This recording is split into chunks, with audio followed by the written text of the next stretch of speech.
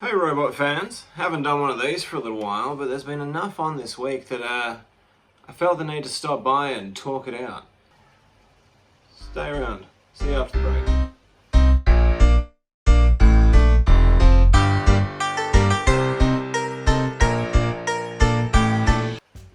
So firstly, what I'm really quite excited about, and the reason why I decided to do this video ultimately, was getting to see, finally, the third wave of the Netflix War for Cybertron figures, and chiefly, that Sparkless Seeker. I've seen a little bit of flack online, people not seeming to be super digging it. It comes with a couple of sparkless weaponizers, which is another nice touch. I didn't even think of that. Would have been maybe kind of cool if it came with like an extra severed head or something, I don't know. Nah, that's crazy, forget it, forget that. I for one plan on getting every Sparkless figure that comes out. We've already seen the Sparkless Barricade. There's been some reviews and stuff of that. It's my least favorite of all the War for Cybertron molds, but I'm still gonna get it, and maybe two, because I just love the idea of having those like zombie army builder bots. It's really, really cool. We also got to hear that there's still a Sparkless deep cover apparently coming, which is interesting. I guess it'll just be like a black crusty sideswipe. Okay, so weirdly, hot off the heels of those partial reveals, the rest of these mother lickers have actually been showing up in retail. While I've been editing this video, smashing up in my feeds, some peeps have suddenly been finding these in New York, and now we have some pictures of what the rest of them look like in package. I gotta say, pretty underwhelmed with deep cover, considering there's like a clean deep cover as a Gen Selects version. I had thought this was going to be a Sparkless version. He kind of still is, I guess. He sort of fits in a nowhere realm. I wanted a zombie Lambo. Boo hiss! I'm also not super sure how I feel about the Quintesson drone. I know it's show accurate, but Quintessons bowl around with Sharkticons and Alicons, right? Not Agent Smith Ironhides. Then, an even sneakier surprise, we get to see a real blurry look at what potentially is Earth Mode Sideswipe. Cool. Now back to your regularly scheduled programming. That's the good part of that reveal, with apparently more coming on Monday, so stay tuned on your forums and whatnot, because you're bound to see some cool stuff. But we also got to see the Netflix Kingdom Optimus Primal and Rat Trap, and I felt a little more underwhelmed by those. Those paint job differences were so minor as to not be worth it, really, for me, having already got them. If you don't have them, then they're probably the cooler version to get. Like, I'm kind of glad, because if I plan on potentially getting two Sparkless Seekers, then I don't need to be buying another Optimus Primal. You know what I mean? It's not like it was with, Darkleg Optimus and Earth Mode Soundwave, where you really needed them. Hopefully he's short packed and there's more Sparkless Seekers, because they'll know that surely a lot of us are going to want an army build. Speaking beasts, that brings us into the next reveal that we got during the week, which is the reissue of the OG Beast Wars figures. They had been rumored for a while. A lot of people did know they were coming, but the main kind of trend in the rumors that I was reading was that we were going to get the Transmetal versions, which I think would have been way, way cooler, because my Transmetal Rat Trap is missing a foot and kind of jank. I've only got the Armada use of the Megatron mold, and my Transmetal Optimus, one of his mace fiery thingos, got chewed on by a dog.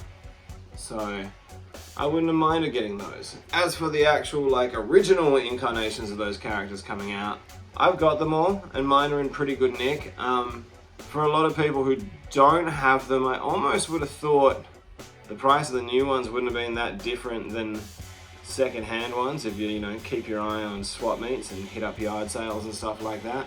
They're not that old that you can't still get them for a pretty good price. Nice to have the option, I suppose. At least they've got nice, cool, old school looking packaging. So that's something, right? Hopefully, with the extra Walmart reveals that we're going to get, that we get to see a little bit more. And if they do Pterosaur, I'll get Pterosaur, because I don't actually have him. And I don't have an original Tarantulas either. So if they expanded that a little bit wider, maybe. Like, I'm not gonna pre-order them. I don't think they're worth like a pre-order or like online and shipping, but if there was a pterosaur and I was walking and saw it with my eye, I would get that. I would. So another figure that we knew was coming, but I was very excited to actually see it, especially in this like new, cool, fully rendered toy photography glory that we keep getting all these reveals in. It reminds me of the bad old days of the commercials when kids would have these amazing dioramas. But yeah, G2 Ramjet. Yes please, yes thank you. I'm loving all this G2 flavor that we've been getting lately, between like Megatron, Sandstorm, now we're getting Ramjet. It honestly makes me wish I'd picked up the Generation 2 box set of the Combiner War Combaticons. That would make it quite a nice little G2 display now. Live and learn. And then lastly, big reveal from Takara by way of Commander Class Rodimus Prime. We all knew it was coming. We knew it was going to be contentious. Before we got to see the full pictures, there was like the early reveals of the robot mode, and he looked good. It looks like he'll work quite well with Studio Series 86 Hot Rod to be that smaller, bigger kind of dealio that you need from them. When we got the full sets of pictures and got to see the trailer, the vehicle mode I thought looked really cool. I'm really happy with that. That's, you know, it's a flaming rock and roll Winnebago. What else did we think we were gonna get? But that's what he is. For good or bad, that's who Rodimus Prime is. We then did get to see it unfolded into its gun station mode, and it's very G1 toy faithful and accurate. I don't know if that's necessarily that good a thing. It did seem just a little bit basic to me. Like, it has the base pegs, that's kind of cool. It looked like there was a lot of 5mm ports, so you can probably arm it up and stuff. Then when you get to the actual like Rodimus himself, it seems like he's got the joiny gun thing going on.